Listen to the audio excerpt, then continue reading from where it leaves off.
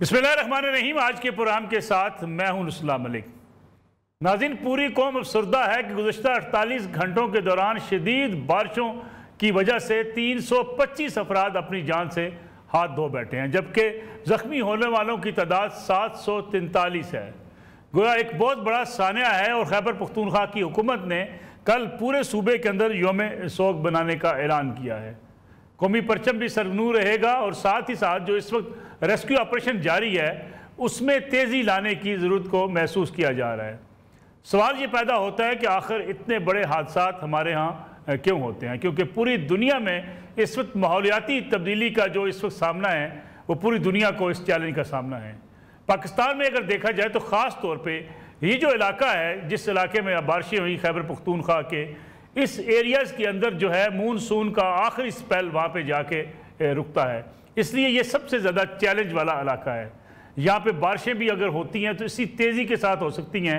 फिर flood warning के वाले से अर्ली फ्लड वार्निंग का जो सिस्टम है वो भी खैबर पख्तूनख्वा में मौजूद नहीं है। मालाकान डिवीजन को अगर हम देखें तो ये बहुत ही ज़्यादा जो है तवज्जो का तलब है, क्योंकि यहाँ पे होने वाले इस किस्म के सानियात पे कंट्रोल करना नामुमकिन हो जाता है। फिर इस बार शायद ऐसा नहीं हुआ कि जो ख़ास तौर पर नालों के ऊपर आबादियाँ होती थी या दरिया के ऊपर बसने वाले लोग होते थे वो इसका शिकार होते थे, बल्कि इस सैलाबी पानी की रेले में बहुत से ऐसे इलाके भी आ गए जिनके बारे में कहा जाता था कि यहाँ शायद बारिशें अपने असरात नहीं दिखा सकती। अब सवाल ये पैदा होता है कि रिलीफ ऑपरेशन में किस हद तक बेहतरी हो सकती थी, हस्पतालों की सूरत हाल क्या है जहाँ ज़ख्मी लाए गए, फिर ख़ास तौर पे मकामी लोग इस रिलीफ के काम में बढ़ चढ़ कर हिस्सा ले रहे हैं। हुकूमती इदारे जो है उसमें इतनी कोई मजबूती, इतनी हमें मशीनरी नज़र नहीं आती कि ऐसे सैलाबी रेलों के बाद से वहाँ पे बहाली का जो काम है ये तबाही से बचने के लिए वहाँ रिलीफ के काम में तेज़ी लाई जा सके। दूसरी तरफ अक्सर ये सवाल किया जाता है कि हमारे इदारे मजबूत क्यों नहीं हो सके। सैलाब आए तब आपको फ़ौज को तलब करना पड़ता है, और आज भी इस पूरे एरिया के अंदर मालाकान डिवीजन के अंदर फ़ौज को तलब किया गया है। फ़ौज के लोग, जवान लोगों को वहाँ से निकालने में मसरूफ़ हैं, रेस्क्यू ऑपरेशन जारी है। वो सूबाई हुकूमत जो ये कहती है कि जी दहशत गर्दी से हम खुद निमट सकते हैं, फ़ौज वापस जाए, वो सैलाबी पानी से निमटने के लिए उनको जो है वो फ़ौज की ज़रूरत पड़ती है, तो दहशत गर्दी से कैसे निपटा जा सकता है, ये भी आज का एक बड़ा अहम सवाल है। दूसरी तरफ मुल्क के सियासी हालात का अगर तज़किरा किया जाए तो हुकूमत ने एक बार फिर PTI को मुज़ाकरात की ऑफ़र की है और ये कहा है कि आइए इस्तेहकाम पाकिस्तान जो है वो मुआहदा कर लेते हैं। क्या हुकूमत संजीदा है या अपोजिशन इस पर कोई अपनी तवज्जो देगी, इस पर भी बात करेंगे आज के प्रोग्राम के अंदर। मेरे साथ मौजूद हैं सीनियर सहाफ़ी और सीनियर तज़कियाकार साबिक़ निगरान वज़ीर इत्तलात जनाब मुर्तज़ा सोलंकी साहब। मुर्तज़ा सोलंकी साहब, आपका बहुत शुक्रिया प्रोग्राम में वक्त देने के लिए। उनके साथ तशरीफ़ रखते हैं सीनियर सहाफ़ी तज़कियाकार जनाब अम्मार मसूद साहब, जबकि इसार राना साहब मुल्क के सीनियर सहाफ़ी और सीनियर तज़कियाकार आज के प्रोग्राम में शरीक गुफ्तगू होंगे। मुर्तज़ा सोलंकी साहब, प्रोग्राम का आगाज़ में आपसे करना चाहूँगा, इस वक्त जो माहौलियाती चैलेंजेस तब्दीली का हमें सामना है इस पर हम किस हद तक काम कर पाए हैं, क्योंकि पूरी दुनिया ये समझ रही है कि इस चैलेंज से निपटने के लिए हमारी तैयारी भी होनी चाहिए, हमें आगाही की मुहिम भी चलानी चाहिए, और ख़ास तौर पे उन एरियाज़ में जहाँ फ्लड वार्निंग के हवाले से बचा जा सकता है ऐसे सानियात से, वहाँ अर्ली फ्लड वार्निंग सिस्टम का ना होना ये भी एक बड़ी वजह है कि जिसके बाद इतनी कीमती जानें ज़ाया हो जाती हैं। शुक्रिया मलिक साहब। मुख्तसर जवाब तो यही है कि जो माहौलियाती तब्दीली है उससे निमटने के लिए हम वफाकी और सूबाई सतह पर जो इदारे तश्कील देने चाहिए वो हम नहीं दे सके, और इसमें एक अहम जो खामी है वो मुल्क के अंदर एक मफलूज मकामी हुकूमतों का निज़ाम है। हमने अपने आइन में तो लिख दिया है 140A कि जी मकामी हुकूमतें होंगी, वो बाख्तियार होंगी इंतज़ामी तौर पर, माली तौर पर, सियासी तौर पर, लेकिन ये इस बदकिस्मत मुल्क की ये तारीख़ है कि जब यहाँ पर खालिस आमराना हुकूमतें रही हैं तब तो मकामी हुकूमतें निस्बतन बेहतर हालत में रही हैं, लेकिन हमारे जो जमहूर पसंद जमातें जब सियासी इक़्तिदार हासिल करती हैं तो वो कोशिश करते हैं कि जो कौमी اور صوبائی اسمبلی کے جو نمائندے ہیں وہ اقتدار ان کے پاس ہو اور مقامی حکومتوں کی چھٹی کر دی جائے. اگر وہ ہوں بھی حکومت مقامی تو وہ برائے نام ہوں، وہ ایک طرح سے اپاہج ہوں. یہ جو ماحولیاتی تبدیلی کا مسئلہ ہے، اس سے سب سے بہتر مقامی حکومت نمٹ سکتی ہے جس کا صوبائی اور وفاقی حکومت کے ساتھ ایک کوئی تعلق، کوئی تنظیمی میکینزم ہو، اور جو سیکورٹی کے اور دوسرے جو ادارے ہیں آفات سے نمٹنے والے، ان کے ساتھ ان کا ایک لیونگ ایک میکینزم موجود ہو تاکہ وقت ضائع نہ ہو. لیکن یہ بات میں ضرور کہوں گا اس موقع کا فائدہ اٹھاتے ہوئے کہ جس طریقے سے ماحولیاتی تبدیلیاں رونما ہو رہی ہیں، ان میں اگلے جو سال ہیں اور دہائیاں ہیں، پاکستان کے لیے بنیادی چیلنج یہ نہیں ہوگا کہ ہمارے پاس پانی کم ہے. ہمارا بنیادی چیلنج یہ ہوگا کہ ہمارے پاس اتنا پانی ہے، اس کا ہم کیا کریں، ہم اس کی بہتر مینجمنٹ کیسے کریں. وہ آج کا جو سانحہ ہے وہ اس کو ثابت کرتا ہے. آپ نے خبروں میں دیکھا ہوگا 200 سے زیادہ لوگ جو ہے وہ صرف خیبر پختونخوا میں، اور صرف ایک بنیر کے علاقے میں 150 سے زیادہ لوگ جو ہے وہ اپنی جانیں گنوا بیٹھے. بالکل ٹھیک ہے. ہمارے مسعود صاحب، سولنگی صاحب نے بڑی امپارٹنٹ بات کی کہ اگر بلدیاتی ادارے اور مضبوط بلدیاتی ادارے نہیں ہوں گے تو نہ آپ ریلیف کا کام کر سکتے ہیں، نہ آپ اس قسم کے سانحات سے نمٹ سکتے ہیں.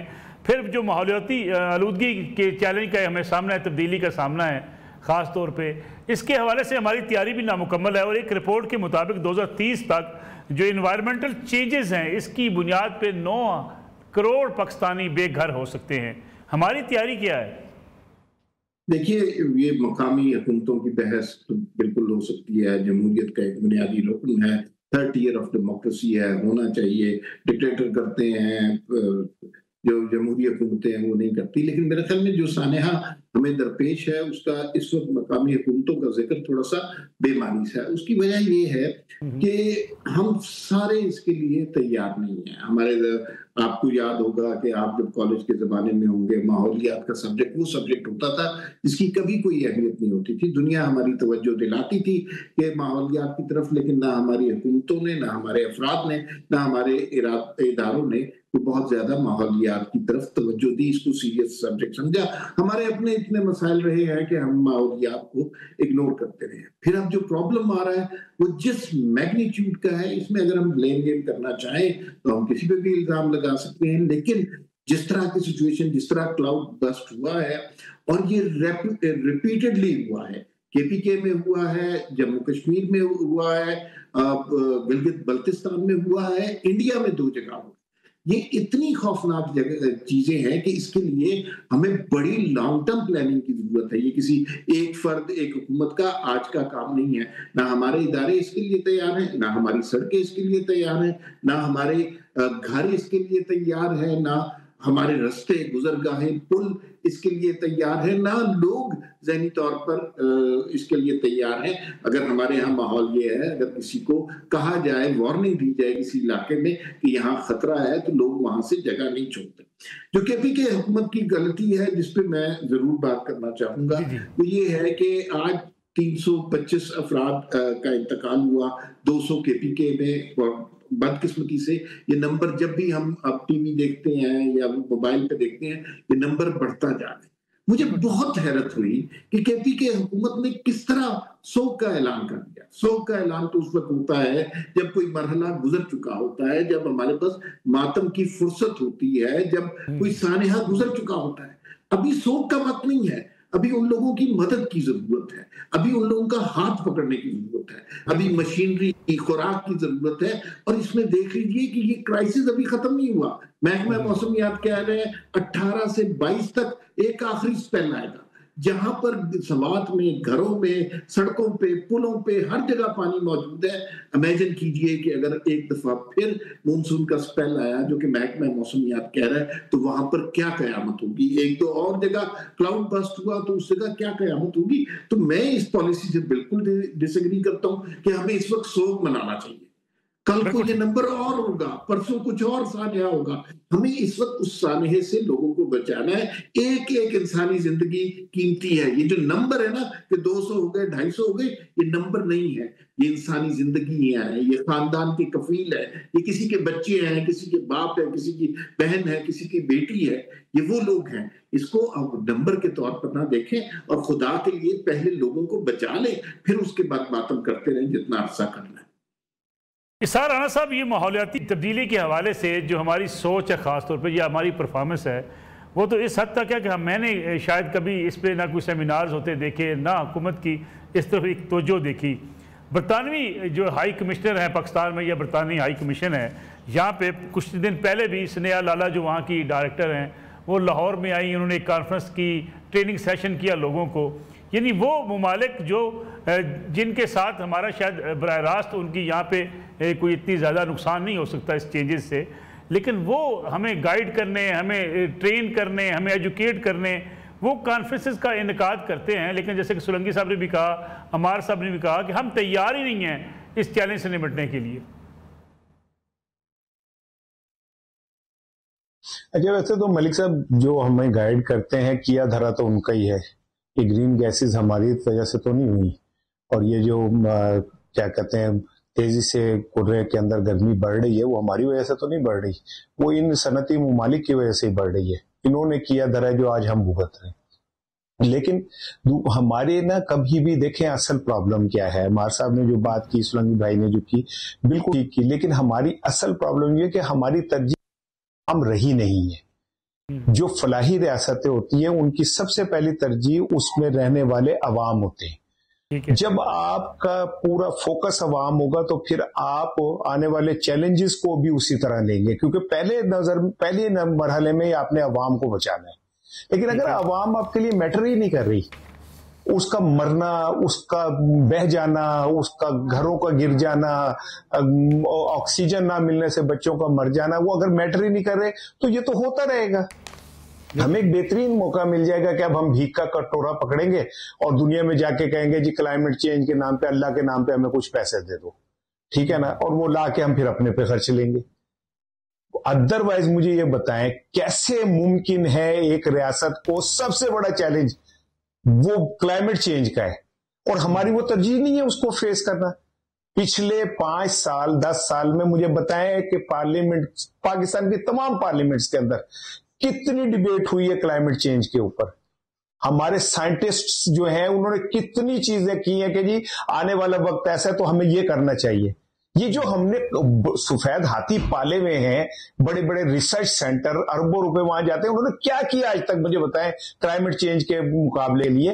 ہماری پارلیمنٹ نے کتنے منٹ دیے اس بات کے لیے کہ یہ جو ہمیں خطرات ہیں ان سے ہم نے کیسے نمٹنا، سوائے ایک کام کے کہ ہم بین الاقوامی کانفرنسوں میں جا کے کہیں اللہ کے نام پہ ہمیں پیسے دے دو، یہ دیکھیں ہمارے لوگ مرے ہوئے ہیں، ان کی تصویریں دکھا دیتے ہیں. شرم نہیں آتی ہمیں کہ ہم مرے ہوئے لوگوں کے اوپر پیسے بٹورنے چلے جاتے ہیں؟ جب یہ سب کچھ ہو رہا ہوتا ہے تو تب ہم وہ ہاتھ پہ ہاتھ دھرے بیٹھے ہوتے ہیں. یہ جو کلاؤڈ برسٹ ہے یہ ایک نئی افریت ہمارے سامنے آ رہی ہے. ہم نے پہلے کتابوں میں پڑھا تھا، آج پچھلے 24 گھنٹے میں 7 واقعات ہو چکے ہیں. یہ ہماری نیت ٹھیک نہیں ہے اس سے نمٹنے کے لیے. نیت ٹھیک نہیں ہے ملک صاحب. ہم ایٹمی قوت ہیں، ایٹم بم بنانا دنیا کی ناممکنات میں سے تو بنا لیتے ہیں، ٹھیک ہے نا، کیونکہ نیت تھی نا کہ ہم نے بنانا ہے. لیکن یہ نیت ہی نہیں ہے ہماری.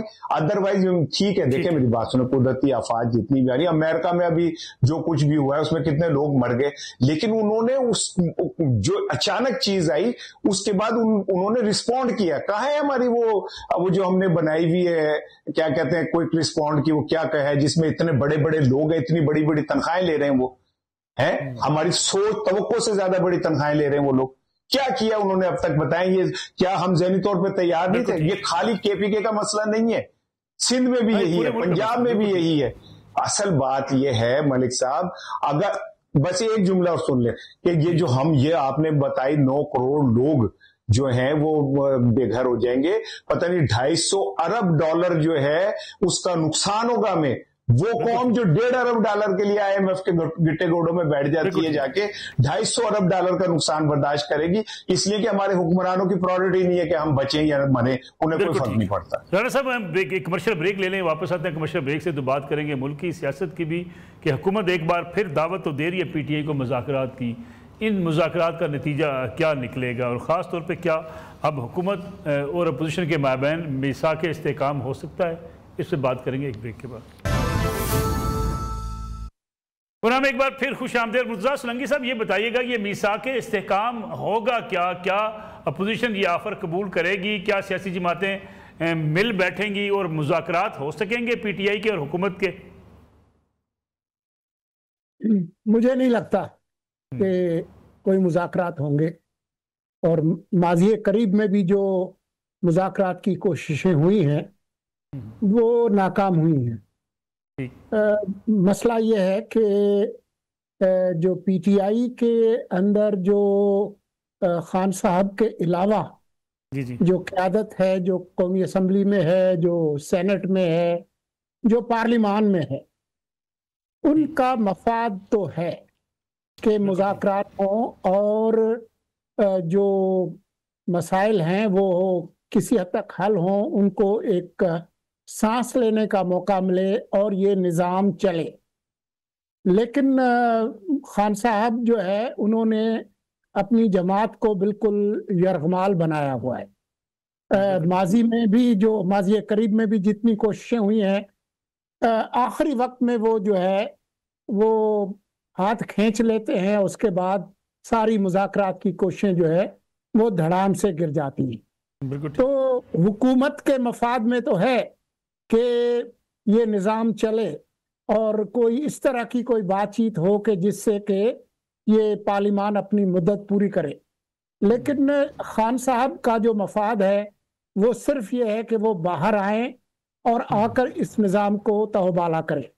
تو یہ جو ٹکراؤ ہے خان صاحب کی خواہش کا کہ کسی صورت میں بھی انہوں نے دباؤ ڈال کے ہم نے عدم استحکام پیدا کر کے باہر آنا ہے، یہ جو تضاد ہے اس کی وجہ سے مجھے لگتا نہیں ہے کہ کسی قسم کے کوئی مذاکرات ہوں گے، اور اگر شروع بھی ہوئے تو وہ کسی طور پر بھی ان کا وہ کوئی کامیابی پر منتج ہوں گے۔ بالکل ٹھیک ہے۔ عمار مسعود صاحب، یہ قومی اتحاد یا میثاق استحکام حکومت کو اس کی ضرورت ہے؟ حکومت کسی دباؤ کا شکار ہے؟ اگر حکومت یہ سمجھتی ہے کہ پیپلز پارٹی کے ساتھ ہے، ان کی پارلیمنٹ میں اکثریت ہے، پھر ضرورت کیا ہے اپوزیشن کے ساتھ اس قسم کے اتحاد کی یا میثاق استحکام کی؟ اور پہلے بھی اتنے میثاق ہوئے، ان کا نتیجہ تو کچھ نہیں نکلا۔ دیکھیے رسول اللہ بھائی، بات یہ ہے کہ اس کی ضرورت حکومت کو نہیں ہے۔ حکومت اپنے مزے کر رہی ہے، اس وقت ون پیج پہ پورا لطف اٹھا رہی ہے، لیکن اس کی ضرورت پاکستان کو ضرور ہے، اور صرف آج سے نہیں ہے۔ اگر ہم اپنی تاریخ کو دیکھیں تو بہت دفعہ ایسا ہوا ہے کہ جہاں دو مخالف جماعتوں نے اپنے سیاسی اختلاف کی وجہ سے پاکستان کو بہت نقصان پہنچا۔ بھٹو صاحب تھے، انہوں نے نیشنلائزیشن شروع کر دی اور اس کا نقصان آج تک ہم بھگت رہے ہیں۔ پھر اس کے بعد نواز شریف صاحب آئے تو انہوں نے کہا جی کہ نہیں، ہم سڑکیں بنائیں۔ سب سے زیادہ اپوزیشن بے نظیر صاحبہ کی طرف سے ہوئی، پیپلز پارٹی کی طرف سے ہوئی۔ اس کے بعد بے نظیر صاحبہ آئی، انہوں نے اپنے پروجیکٹ شروع کر دیے، بے نظیر انکم سپورٹ شروع کر دیا۔ پھر نواز شریف صاحب آئے، اس کے خلاف شروع ہو گئے۔ اس کا مطلب یہ ہے کہ ہماری سیاسی پالیسیوں میں تو استحکام ہے ہی نہیں، ہو ہی نہیں سکتا، دنیا میں کہیں نہیں ہوتا۔ لیکن چھوڑ دیں سیاسی استحکام کو، ضرورت اس بات کی ہے کہ ہمیں معاشی استحکام درکار ہے۔ آج اگر ہم کوئی چیز ڈیسائیڈ کرتے ہیں کہ ہم نے پرائیویٹائزیشن کی طرف جانا ہے، ہم نے اس سیکٹر، ہم انڈسٹریل ملک ہیں یا ایگریکلچرل ملک ہیں، ہم نے کون سی چیز کو امپورٹ کرنا ہے، کون سی چیز کو ایکسپورٹ کرنا ہے، یہ فیصلے کچھ ٹیکنوکریٹ، کچھ سمجھدار لوگ بیٹھ کر کرتے ہیں۔ سیاستدان آ کر صرف سیاسی مخالفت میں کہ گزشتہ حکومت نے یہ بات کی تھی، اس وجہ سے میں یہ ساری پالیسی چینج کر دیتا ہوں، اس کا نقصان پاکستان کو ہوتا ہے۔ دیکھیے کرنا کیا چاہیے پاکستان جیسی اکانومی کے لیے، and it's very fragile economy. ہمیں ایک بات کو سمجھنا چاہیے، صرف میکرو لیول پر تبدیلیوں سے سب کچھ تبدیل نہیں ہو جاتا۔ اس فریجائل اکانومی میں ایک پلان بننا چاہیے جو صرف ایک حکومت کے ساتھ نہ ہو, جو 5 سال کا نہ ہو, 3 سال کا نہ ہو, یہ تقریباً 20-25 سال کا ایک پلان بنے جو معاشی پلان ہو, جس کے اندر کچھ چیزیں ڈیسائیڈ ہو جائیں کہ معیشت کو ہم نے کس طرح ترقی دینی ہے. اس کا کسی طرح سے بھی کسی سیاسی جماعت کے نظریے سے, سوچ سے کوئی تعلق نہ ہو. یہ معاشی پلان ہے, یہ روڈ میپ ہے, اس کے اوپر چلنا ہے. اب اے پارٹی حکمران ہے, بی پارٹی حکمران ہے, سی پارٹی حکمران ہے, اس طرح ملک کو ترقی دینا ہے. آپ اپنی جب حکومت آئے گی تو آپ یہ نہیں کریں گے کہ پچھلے پلان کو تہس نہس کرا کے زیرو سے شروع کریں گے. اور پاکستان کا سب سے بڑا مسئلہ یہ ہے, جو نئی حکومت آتی ہے پرانی پالیسیوں کو بدل کے نئی پالیسیاں شروع کر دیتی ہے. آپ سیاست میں یہ کر سکتے ہیں, لیکن آپ معیشت میں یہ والا مذاق لوگوں کے ساتھ نہیں کر سکتے. اس سلسلے میں اگر ان پارٹیوں کو ڈنڈے کے زور سے بھی بٹھانا پڑے تو میں سمجھتا ہوں معیشت کی خاطر, استحکام کی خاطر یہ کرنا چاہیے. بالکل ٹھیک ہے سر. رانا صاحب, معیشت اور استحکام کی خاطر کوئی ایسا جو ہے سیاسی جماعتوں کے مابین اتفاق ہو سکتا ہے؟ کیونکہ ہاں ہمارے ہاں تو سیاست ہی ایموشنز پر ہے, ایک دوسرے کی مخالفت پر ہے, ایک دوسرے کی حکومتیں گرانے پر ہے. تو پھر یہ کیسے ممکن ہوگا اپوزیشن حکومت مل بیٹھ کے کوئی ایسا معاہدہ کر لیں؟ دیکھیں بھائی صاحب, جو یہ اس بار شہباز شریف صاحب نے مذاکرات کی کہا ہے نا, میں اسے بڑا سیریس لے رہا ہوں. اور اس کی ریزن ہے کہ جس پلیٹ فارم سے انہوں نے یہ بات کی ہے نا, وہ بڑا ڈیفرنٹ تھا. ملک کا صدر بھی وہیں بیٹھا تھا اور تینوں ہمارے چیفز بھی وہیں بیٹھے تھے. تو اس پلیٹ فارم کو دیکھیں جہاں انہوں نے یہ بات کی ہے. اور شہباز شریف صاحب کوئی بات بھی ایسے نہیں کہتے, بڑی کیلکولیٹڈ ہوتی ہے. اور خاص کر کے جب ان ہمارے تینوں بہادر افواج کے سربراہان بیٹھے ہوں اور ان کی موجودگی میں اگر وہ یہ بات کہیں, تو مجھے ایسا لگتا ہے کہ کہیں نہ کہیں تو ان کی بھی خاموش تائید ہے اس بات میں, جو ان کی پریزنس میں یہ بات کی گئی. اور پی ٹی آئی کو ویسے وہ ایک آدمی بیمار ہو گیا تو وہ اس کی عیادت کرنے ایک آدمی ہے, تو اس نے کہا کہ آپ بہت کمزور ہیں, تو آپ یہ جو سامنے آپ کا دیسی ککڑ ہے نا, اس کی یخنی پیئے. تو دیسی ککڑ نے کہا کہ پائے میں مرضی کر لینا, لیکن پہلا پیناڈول لے کے دیکھ لو. تو میرا خیال ہے کہ جس بندے سے آپ کے مسائل ہے, بات کرنے میں کیا حرج ہے؟ اگر آپ واقعی ملک میں سیاسی استحکام لانا چاہتے ہیں تو اس سے کیوں نہیں بات ہو سکتی, اس سے کیوں نہیں پوچھا جا سکتا؟ دوسری بات یہ ہے کہ پاکستان کا معاشی استحکام سیاسی استحکام سے ہی جڑا ہوا ہے. دنیا کے کسی ملک میں, کسی دنیا کے خطے میں معاشی استحکام تب تک نہیں آتا جب تک سیاسی استحکام نہ ہے, اور سیاسی استحکام جب تک نہیں آتا جب تک آپ سیاسی مساوات نہیں لے کے آتے. اگر آپ یہ کہ سیاسی مساوات بھی نہ ہو اور سیاسی استحکام اور معاشی استحکام بھی آ جائے تو یہ ممکن نہیں ہے. آپ کو جسٹس کرنا پڑتا ہے, آپ کو لوگوں کی رائے کا احترام کرنا پڑتا ہے, آپ کو جو ڈیو جس بھی جماعت کا جو حق ہوتا ہے وہ دینا پڑتا ہے. اگر آپ یہ کہیں کہ یہ نہیں دیں گے تو سیاسی استحکام آ جائے گا, تو نہیں آ سکتا. یہ مساق آپ جتنے مرضی مذاق کر لیں, اس سے کوئی فرق نہیں پڑے گا. اگر آپ واقعی سنجیدہ ہیں تو پھر آپ پی ٹی آئی کو ایک سیاسی جماعت کے طور پہ سپیس دیں.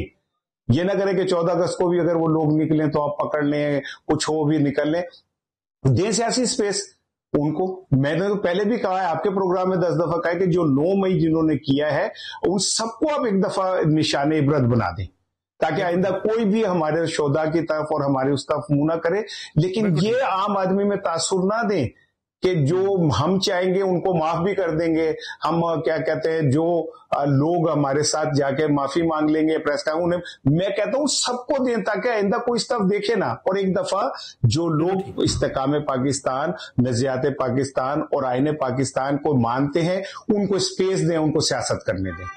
بالکل ٹھیک ہے. یہاں پورا میں ایک بریک کا وقت ہوا ہے, واپس آتے ہیں اس کمرشل بریک کے بعد. پورا میں ایک بار پھر خوش آمدید. مرزا سولنگی صاحب, اپوزیشن نے ایک احتجاج یہ بھی آج کیا ہے کہ جو اشتہارات دیے گئے 14 اگست کے حوالے سے, اس پہ بانی پاکستان قائد اعظم کی تصویر نہیں تھی. ہمارے ہاں اس قسم کے جو سیاسی مخالفت ہوتی ہے, مخالفت برائے مخالفت بھی ہوتی ہے, لیکن کیا آپ سمجھتے نہیں ہیں کہ ایسے اشتہارات یا ایسے مواقع پہ جہاں ہم یوم آزادی منا رہے ہوں وہاں بانی پاکستان کی تصاویر ہونی چاہیے؟ میرے خیال میں یہ جہاں جہاں بھی اس طرح کی حماقت ہوئی ہے وہ نہیں ہونی چاہیے تھی. حماقتیں ہمارا مقدر بن گئی ہیں. माजी में भी हमाकतें हुई हैं, ये भी हुई है और शायद मुस्तकबिल में भी हो, लेकिन ये इसको पार्टीजन हिस्सा नहीं बनाना चाहिए। सियासत करने के लिए और बहुत सारे मौज़ूआत हैं। जब कोई चीज़ गलत हो तो सब कहें कि ये गलत हुई है और उसको ठीक करने की कोशिश करनी चाहिए। ये कोई सियासी मामला नहीं है। हमारे जो मसाइल है वो बहुत गंभीर है और संजीदा है। आज जब हम खैबर पख्तूनख्वा, गिलगित बल्तिस्तान, AJK में इस तूफ़ानी सैलाब की बात कर रहे हैं, उसी वक्त खैबर पख्तूनख्वा के अंदर दहशतगर्दी उरूज पे है। यही हालात बलूचिस्तान के हैं। तो और अभी हमारा एक मार्का ख़त्म हुआ है भारत के साथ, हमें नहीं मालूम कि कल किस वक्त ये दोबारा शुरू हो। इसलिए बेहतर ये है कि जो बड़े बड़े जो मसाइल हैं उस तरफ हम तमाम लोग तवज्जो दें। और मैं राना साहब की इस बात से बिल्कुल इत्तेफाक करता हूं और अपने भाई अमार मसूद साहब की कि जो मुआशी और दूसरे माहौलियात और दहशतगर्दी, जो मोटे मोटे जो मसाइल हैं, उस पर एक कौमी इत्तेफाक की ज़रूरत है। सिर्फ इस पर ही कि आज किसने इक़्तिदार में है और कल किसने आना है। बिल्कुल ठीक है। अमार मसूद साहब, पीपल्स पार्टी हुकूमत में शामिल हो सकती है, ये इंदिया दे रहे हैं इख्तियार वली साहब जो वज़ीर-ए-आज़म के कोऑर्डिनेटर हैं। आपको लगता है पीपल्स पार्टी वापस आ जाएगी, हुकूमत में शामिल हो जाएगी? यार देखिए, ये बड़ी कंफ्यूज स्टेटमेंट है। पीपल्स पार्टी हर तरह से हुकूमत में शामिल है।